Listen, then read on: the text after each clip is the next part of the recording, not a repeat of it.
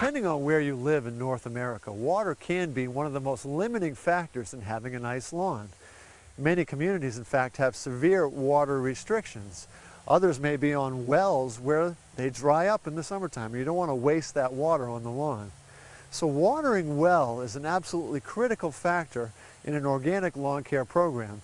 And that begins by almost never doing what I'm doing right now, which is watering by hand. Who has the time to water by hand, number one? Number two, it's just not a very practical solution for a large lawn area.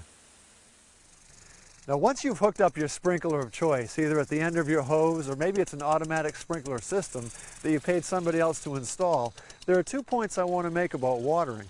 One is the timing, and that's to water in the morning always. If you water in the evening, that coats the grass and it'll make it very susceptible to fungal diseases. If you water in the morning, the grass can dry out.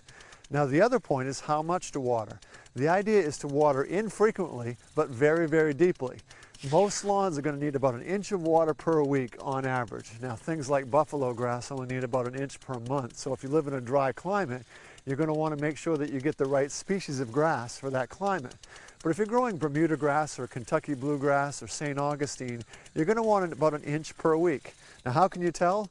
Well, a common homeowner technique is to set out some tuna cans in the full range of the sprinkler. And when they're 1 inch full, you know you've watered your lawn 1 inch. Very simple. You can also take your shovel and just plunge it into the soil. Now, if I plunge this in and I pull the shovel out, you can see that my shovel is bone dry, which is a pretty good indication that my soil is bone dry. You can also go down and take a look at it. Yeah, this looks plenty dry, ready for a drink.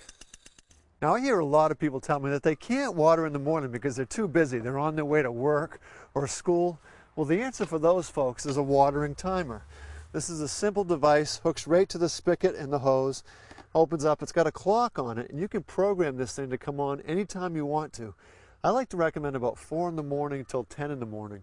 If you water at noon, a lot of that water is going to evaporate. We've already talked about not watering in the evening because of the threat of fungal diseases. So all you really need to do is turn this on, hit your program buttons, and the sprinkler is going to come on and deliver the water where you want it and when you want it.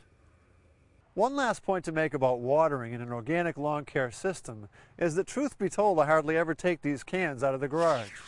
And that rule I told you about watering 1 inch a week, well, in an organic lawn care system, you can pretty much throw that out the window. Organic soil is going to do a better job of holding on to the rainfall that it does get. So you're going to find that you don't have to water that often. If you mow your grass at the right height, you pick the right grass for your climate, your organic lawn isn't going to need a lot of extra water. It's a great way to conserve it.